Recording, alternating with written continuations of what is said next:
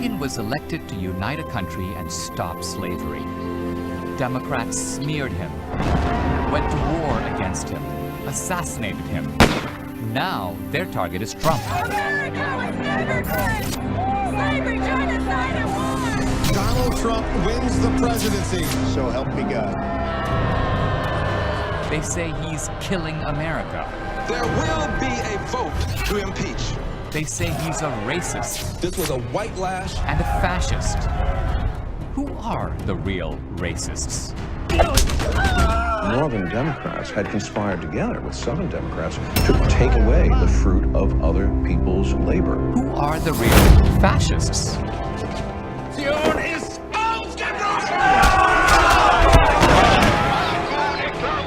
Both Mussolini and Hitler set up and ran welfare states. This was done by the do-gooders, the liberals, the people who wanted to improve society. Which party attacks our free speech? How dare you speak against the Führer! Our religious liberty and our personal safety. A nation dies when its people are not free.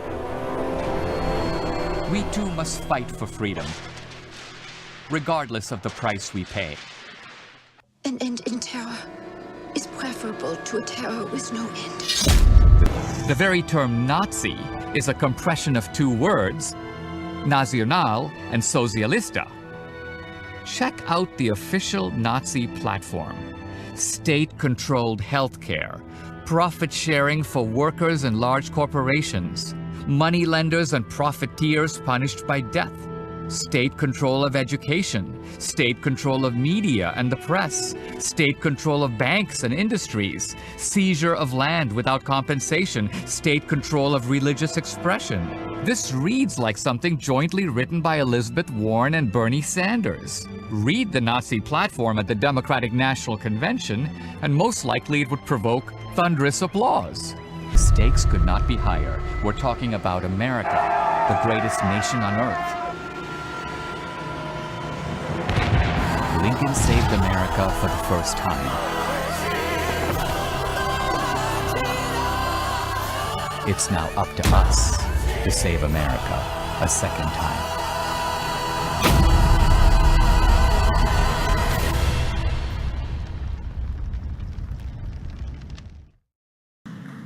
Your Royal Highnesses, Your Excellencies, distinguished guests, ladies and gentlemen, today I'm going to bring to you the future. The future as told to me by over 300 of the world's top scientists that I've interviewed for BBC television, the Discovery Channel, the Science Channel. And I asked these distinguished scientists the same question, the question that has haunted philosophers and theologians for ages. That question that I asked them is there intelligent life on the earth? Probably not. But when I see a conference like this, and I see all these intelligent people, these movers and shakers, believing in a better society created by science and technology, then I am enlightened and heartened. Because today, we're going to talk about the next 20 years. The other question I ask these scientists is, where does wealth come from anyway? We have all this wealth that we see around us. They tell me that wealth ultimately comes from science and technology. But science and technology comes in waves.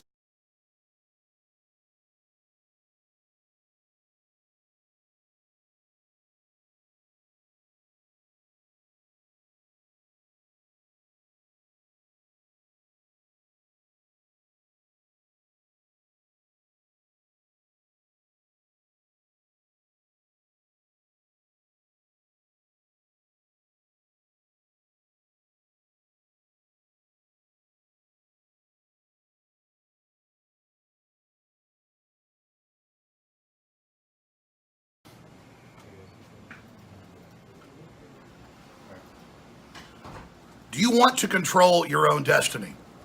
Do you want your children to have a future? Your future has already been decided by the top billionaires on the planet.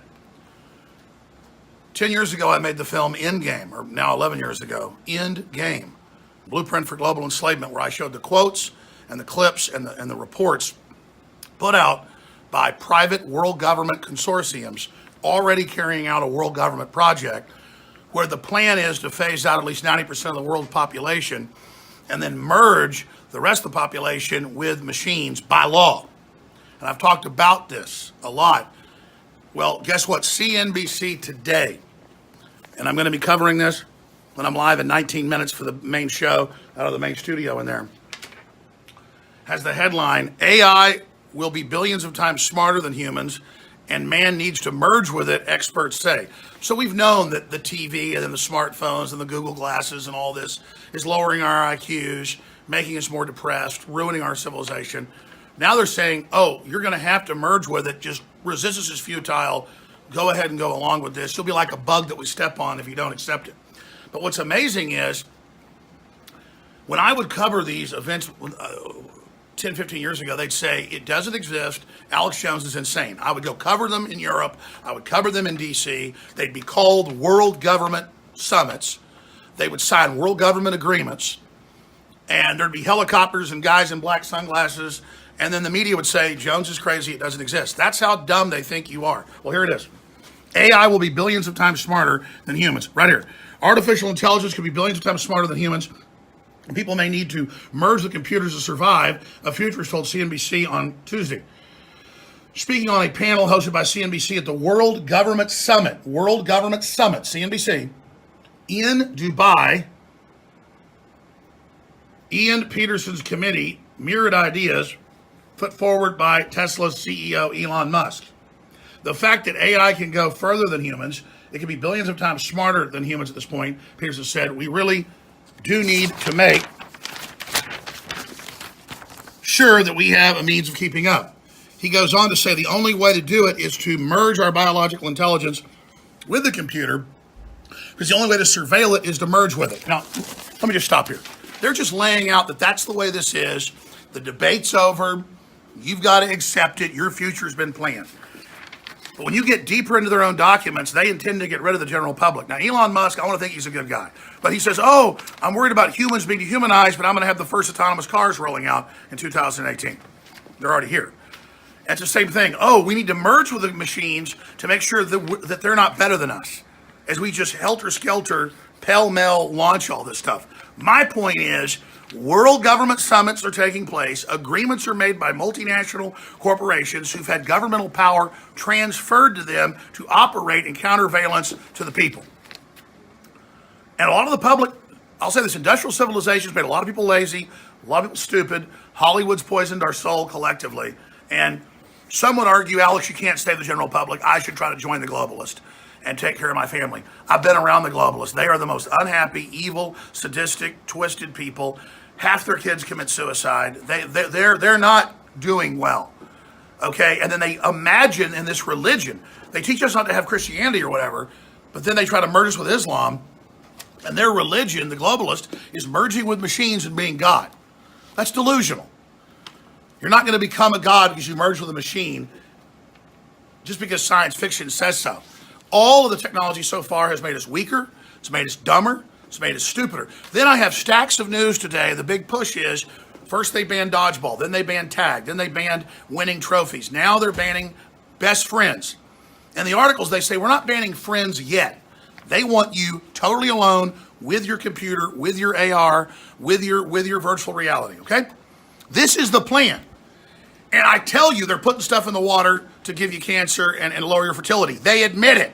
I tell you, they're setting up world government to bring in total control. And people better start understanding that there's a debate going on only with the public about what's really happening. There's no debate with the establishment. So the reason they're trying to censor us everywhere and admitting they're censoring us, and Bill Gates has called for censorship against InfoWars, is because they know we've got their number. I'm here saying, look, they think you don't matter. They're in a breakaway civilization. Look into what that is. And they believe that you're here to just be extracted your wealth and your energy with their new breakaway system. And that you're a bunch of idiots that only watch football and want to act cool. And if that is who you are, and you don't want your own destiny, that's fine. I'm here for people that care what color you are, where you came from, or you're a man, a woman, whatever. The globalists are starting wars between fellow humans on every front. Men against women, this and that. All of it is out there. Total race war. Obama's painter that did his portrait is into killing white people and paintings of chopping white women's heads off because the royalty of black women demands white blood. These are quotes. Imagine if Trump had a person who was doing his portrait like that. It's all just sick infighting. And the globalists couldn't beat Christian morals that tried to end slavery and all this, so they just brought down Christianity itself, and now all the evil's collapsing in. All the racism, all the crap being pitched by the people that claim they're fighting it. These are sick souls that have sold themselves out. CNN, MSNBC, you name it. It's out of control. So we're right again. World Government Summit saying you better merge with machines. You will not even have a choice. Go read the article. It's on Infowars.com, CNBC. The World Government Summit in 2017, Musk had warned about the power of AI in the future. Said humans and machines must merge to still be relevant and the advent of more powerful technology. Over time, I think we will probably see a closer merger of biological intelligence and digital intelligence. Musk said, yeah, so they can all jack into you, control you, run your life. Think there's backdoors on a smartphone? It's mostly about bandwidth, the speed of connection between your brain and digital vision of your cell, particularly output. It just goes on. Okay. I'll be covering this in about 12 minutes, Infowars.com/show and stations across the country. What they're telling you they're going to give you is bad enough. The real plan is more diabolical because it hits your biology. They're already killing us. They're already making our families, our biological systems irrelevant and failed. They're already scrapping civilization and family and culture now so that we're so desperate and so fallen and so alone, they can stampede us into this AI takeover. And believe me, when it's ready, they're going to flip a switch, folks, and the AI is going to rewrite the whole planet in a matter of days. That's the plan. They're going to start out with city builders where they say, oh, we're going to tear down this part of the city, and in 1 month, this new nanotech system will build beautiful new housing and all these great things for people. And then it'll be, oh, we set up the new system and bring in the resources, and it can do it in a day. And then it's going to be self-replicating where it can eat whole cities in hours and build. They say they're going to build giant launch ships. They're going to fuel off us, and they're going to blast off, and that's what they say they're doing. That's their plan. I mean, it's in my film Endgame, made in 2007. They said they're going to wipe us out, suck us up, kill us, and blast off.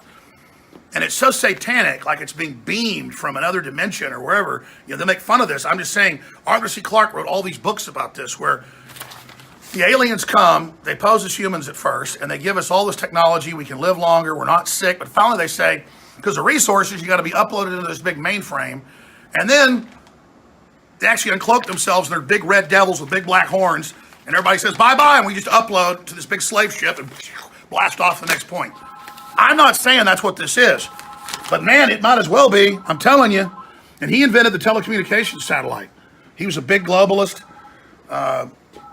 In their religion, the Illuminati religion, the false Illuminati, the mainline Illuminati that says they will illuminate you, it's the opposite, they keep you in the dark. Man has to first make it past AI, then man has to make it interdimensionally to the next level. And that's what 2001 is, where he's got to make it past the AI, the other human dies, the other astronaut, and then he goes forward and then comes back. That's what they believe. It's their religion. Lucifer has told them, you must die first. You must be sucked up, brainwashed, your soul be stolen first. And then, if they kill enough people, they're then allowed to transcend. Yeah, that sounds like a real plan to me. Okay, so, as if any of you fools are going to get the stuff you're being promised by whatever this is, this story that keeps manifesting, for the last 100 years, that the elites are going to build this computer system, they're going to do all this, and then it's all going to manifest and happen. And people ought to be concerned because Thomas Watson, 100 years ago, in 1918, came out with the first race study mixing Hollerith computer machines to track that in New York. He then sold the machines, updated versions, to Hitler, That's what the numbers were on the people in the death camps, was to track what they did. Now a machine called Thomas Watson runs the VA and all of it, and decides who lives and who dies. So the AI is already killing us. Okay, we're live in 9 minutes, Infowars.com/show. Come on in here, I'll give you guys headlines in a minute. I mean, I just don't want to see this happen to humanity. Look at this. Vatican says China's communism is ultimate Christianity. Can't make that up. This is all coming up, ladies and gentlemen. So please join us, and please get around their AI. Please share the articles. Thank you. As far as role models, I think, there's obviously some of the obvious role models. I think Edison was certainly a role model, probably one of the biggest role models. Did you study Edison's life? Yeah, I read books about him, absolutely. And it's an interesting contrast, like Edison versus Tesla, because interesting, the car company is called Tesla. And the reason it's called Tesla is because we use an AC induction motor, which is an architecture that Tesla developed. And the guy probably deserves a little more play than he gets in current society. But on balance, I'm a bigger fan of Edison than Tesla, because Edison brought his stuff to market and made those inventions accessible to the world, whereas Tesla didn't really do that. Right. So he'd certainly be a big one. There's no way Norway is actually going to ban regular cars 7 years from now. But they're going to continue to throw money at millionaire poseurs and billionaire schemes. Here's Elon Musk, the president of Tesla, perhaps the most subsidized company in the United States. They make extremely expensive cars that are only affordable because of billions of dollars in handouts, subsidies, both directly to the company and also to customers.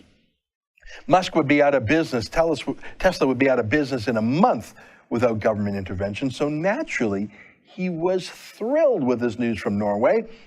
Here he wrote, "Just heard that Norway will ban new sales of fuel cars in 2025. What an amazingly awesome country. You guys rock! You guys rock," he wrote that.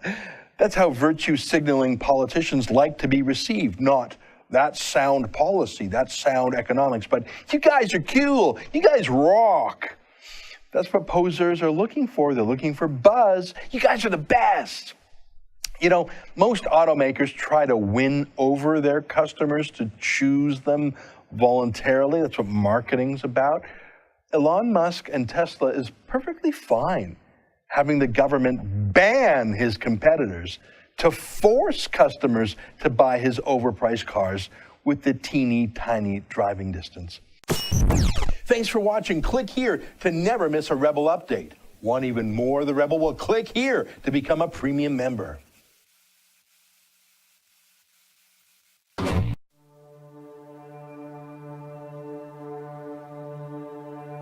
They're exotic, they're surreal, they're just like nothing else on the road. So much engineering, time, effort, and hours went into creating these masterpieces, but there's also a flip side. Tesla's stance on rebuilding vehicles is only they should be able to do it. Now, I would say I'm the first person to bring a Tesla that's completely dead to running and driving, almost showroom floor quality, independently by themselves. At this point, I would consider myself the Dr. Frankenstein of Teslas. People need to know more about the products they own. If you own something, if you purchase something free and clear, then you should be able to fix it yourself. I don't want people to think that they're too small to have a major company make changes. Don't feel that you're not being heard. You do have a voice.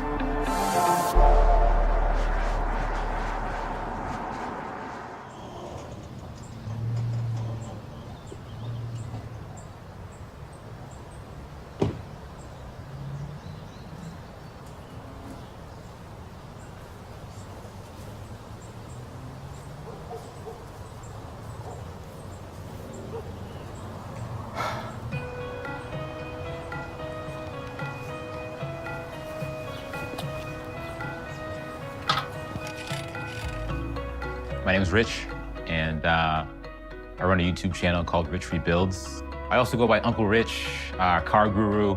You're probably asking yourself, car guru, what are you doing in that sweet, sweet race car bed?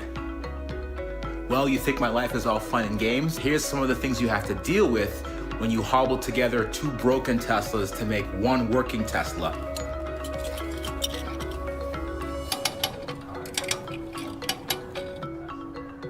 This car's been sitting for so long, you just don't know what's gonna happen. I think if someone would have watched the channel, they'd probably describe me as a DIY enthusiast to the extreme. / Tesla vigilante, honestly. They'd probably say. That MCU screen doesn't look so clean. It doesn't? Sorry, I'm gonna fix that right now. We may hear some clicks. We may hear some buzzing. The car may explode. I don't know what's gonna happen, so. No freaking way. The door handle's just extended. Oh, Jesus. Oh, my God.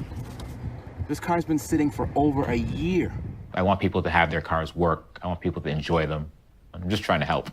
May not come across that way sometimes, but you know, there's a reason why I've owned 10 myself personally. There's a reason why I physically touched and helped people build over 100 cars already. Uh-oh. Oh. First time it's ever happened. But that's all right. Tesla's the gatekeeper to us repairing our own goods because they want control over Tesla fixing the cars. They want control over Tesla selling you the parts. They just want everything under their control. Tesla service, how may I help you? Hey, how you doing today? I have a P85. I need those little lug nut covers. What do you need those? Why? Oh. Sorry, hold on one second, hold on. One of the things I enjoy is calling them out on their mistakes. You think Tesla's out here playing games? Tesla wants answers. Oh, hello, sorry about that. You still there? Yeah. I think a fundamental consumer right is your ability to fix whatever you rightfully own. The fact that people don't have another alternative but to going to the manufacturer, that's a huge issue. There's a lot of gray area as to what you actually own with these cars because in order for the major functions of the car to work, they have to talk to Tesla. I live in Massachusetts, and in Massachusetts, they have a Right to Repair Act. It does protect what I do. It makes it easier for me to get the tools that I need. But the language is very interesting. The language states that you have to have the same tools available that the dealers do to fix their cars. But guess what? Tesla doesn't have dealerships. That's a loophole right there. All right. So this is my basement full of Tesla parts. These are all of the parts that are required to put a Tesla back together effectively. These right here, I have all the battery modules that go in the battery pack. I have the coolant pumps that are here. I have a few MCUs, which is the media control units, the main master screen of the car. But these are the things that you have to do to keep a Tesla on the road, you know, to have an inventory of spare parts so that you don't run out of stuff when you need it the most.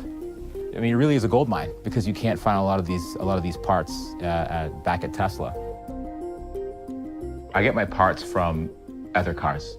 So what I have to do is I have to purchase other wrecked vehicles, take the parts I need from those, and then harvest those parts for the cars that I need parts for. In terms of being tricky, it's extremely tricky. Because if you need a specific part, you have to hope and pray that the car that you're taking the parts from has it. What I'm doing right now, fixing these cars, you know, under the radar from Tesla, is setting myself up for some big legal problems in the future, potentially. But because I think the cars are so great and I want to help people in that sense, I just think it's just something that I have to do. I have this part right here, and this is the visor that was in a Model S that actually was severely burned. You can see the burn marks on top of this. And, you know, to the untrained eye, you could probably just throw this part away. What's the point? It's burned. But if someone needs the spring that actuates the hinge for the visor, or if someone even needs this part right here, this could be recycled. You know, you shouldn't just throw it away as is. A lot of these things are still usable. like these hooks right here, this could probably be cleaned up really nice and put in another visor piece. We live in a day and age where people just throw things away. There's plenty of benefits to fixing your own cars.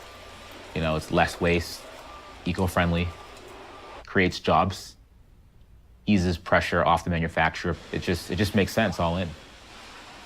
So I figure if I could, do something to contribute, help bring it back on the road, give it new life, I think it's a win-win for everyone. So a while back, a friend of mine said that he got a job at Tesla and he was gonna bring one by. And we took a ride in it. I said to myself, I could see myself owning one of these things for sure. About a year after that, I purchased my first Model S that was in a flood, and I started working on it. I spent $14,000 on a car that didn't run or drive and showed no signs of life. I had no support from the manufacturer. I was dead in the water. So I thought about it and I said to myself, I'm already in $14,000, let's just go all in. So I actually ended up purchasing another car that wasn't in a flood. I brought it home. I had 2 Teslas side by side in each garage bay. And over the course of, several months, I slowly transplanted electronics from one car to the other. And it was just, I couldn't believe it. Slowly people started saying, maybe he's onto something here. Maybe he's not that crazy after all. Maybe this can be done. So today we're gonna check this burnt Tesla Model S out. This Tesla Model S was hit in the front by another car. The other car caught fire. And as a result, the front of this car burned as well. When I saw this car online for the first time, my eyes just lit up. I mean, the front end was completely toast. Everything was everywhere. The wheel was actually in the back, and it was completely undrivable. But there were a couple pictures that I saw. The interior, the back seats were still good. So I knew the second I saw this one, I had to buy it. Even though it seems like, it's not much to look at, and there's literally trees growing inside of it, this is still worth a lot because for someone that's been rear-ended, instead of waiting, 4 to 6 months for parts from Tesla, they could just have the back half of this car, bring it to a body shop, and have it up and running in a couple weeks. So many engineering hours have gone into making these. Why throw it away when I could just take parts from this one and help someone in need? Seeing an abandoned car like that, having it sit in the field abandoned, being covered by snow and ice and dirt and rocks, and it almost hurts in a way. Technology's my thing, so seeing something like that is just, it hurts almost. If the mission and the motto is sustainability, then a car like this could sit in this state at an insurance lot for years before it gets picked up. My idea is to actually cut the front half of the car, remove some plastics, recycle the aluminum, and then I'll use the back half for a car that was rear-ended that needs fixing. It's aluminum, so it's not that hard to cut. So I'd probably get a Sawzall and I'd start about right here. But I do it myself, yeah. I do it myself. So this is the storage area I keep a lot of my parts in. I have a rear seat cushion from a Tesla that's been sitting here, kind of getting mold all over it. There's just parts, there's parts everywhere. I think I am obsessed. I didn't even think about that. I think I am. This is a lot of shit. I can't throw anything away until the project is done. And the problem with me is the project's never done. It definitely goes against Tesla's mission statement. But if there's an issue with one of their Teslas, and if only they can fix it and no one else can, it sits in a field for years. How is that sustainable? Tesla Service, how are you today? I'm doing very well, thanks. I have a 2012 Model S, and it's giving me an issue charging. I've narrowed it down to one of the chargers under the rear seat. How much do those go for? Can I have your VIN number? Oh, sorry about that, sure. My VIN number is 5... We actually can't sell you any parts for that car either. It's on our restricted VIN list. Ah, okay, all right. No parts at all? Unfortunately not, sir. I've expressed my frustrations to Tesla, mostly over the phone. but I've expressed a lot of my views and a lot of the things I've gone through on my personal channel. People at Tesla, they do notice the channel, and they do know. Hey guys, it's your boy Rich here. And a buddy of mine that's also into Tesla rebuild game, he recently got a letter in the mail from Tesla stating that there was an airbag recall. There was an issue a while back where, there was a recall for airbags, and Tesla just refused to replace airbags on cars that they felt that they shouldn't support. So I made a video saying, what do you guys think? This doesn't seem right to me. Let me know what you guys think about this one in the comment section. Should Tesla be allowed to determine which cars it does and does not service, or should they abide by the NHTSA's rules and make sure that all cars are repaired free of charge? And 3 weeks later, Tesla called my friend up and said, hey, come back in for an appointment. It's gonna be great. Let's get that airbag all set for you. They won't make it easy, but eventually they're going to have to make it so that they help people or third-party repair shops build their vehicles.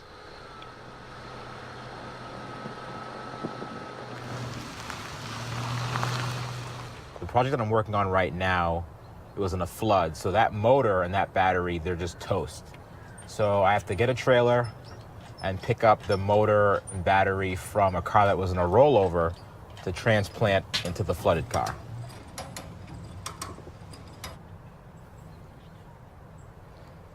Looking at the front of this battery, it looks like in the crash, the top case may have popped off slightly. It looks like some water got into the battery. Not feeling great right now. I probably have to pop that cover off and see how much, if any, water's in there.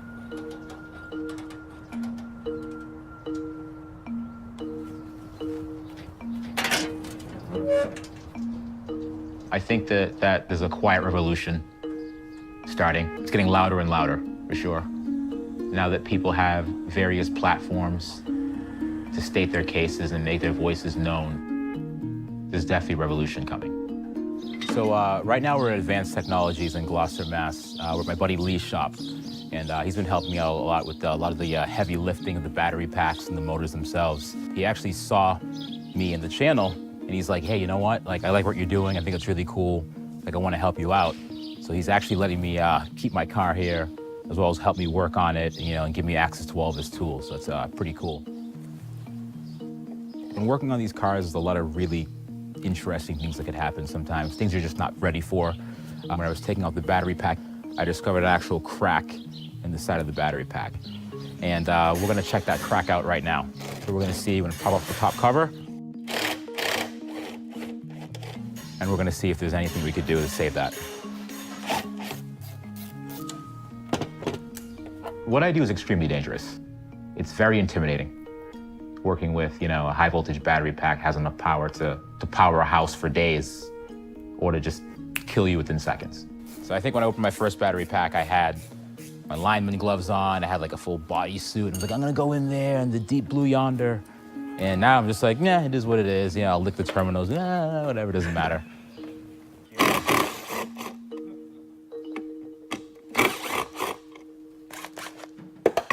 Whoa! Hey, it's your life, not mine. It's coming up.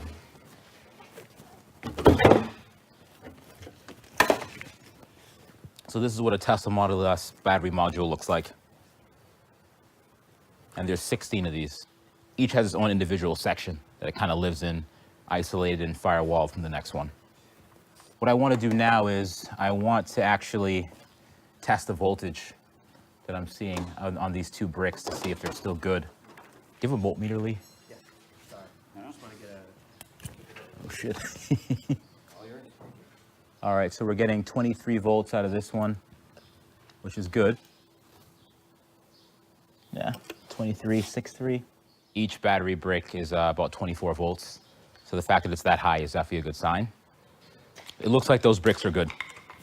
That's awesome. So I feel as if these two modules are good, then I feel safe saying that the rest of them are good as well. You know what, Lee? I'm going to put the cover back on and then just kind of loosely tighten it, and then maybe we could start the motor itself. All right. individual, Rich is really steering the front line for the backyard mechanic kind of thing, but really learning every inch of Tesla. Other companies can do it, but individuals taking on this task, it's a huge undertaking. Tesla has an image to keep up as a cutting-edge auto manufacturer. And if you do fix your own car and something happens and another Tesla gets into an accident, it's going to make national news. They don't want to see that. I am completely sympathetic with their concerns. It's their brand. I totally get it. But it's not going to stop me. That's not a reason why someone shouldn't do it. Worst case scenario, Tesla reaches out to me and says, send me a cease and desist. Like, stop doing what you're doing. Stop your YouTube channel.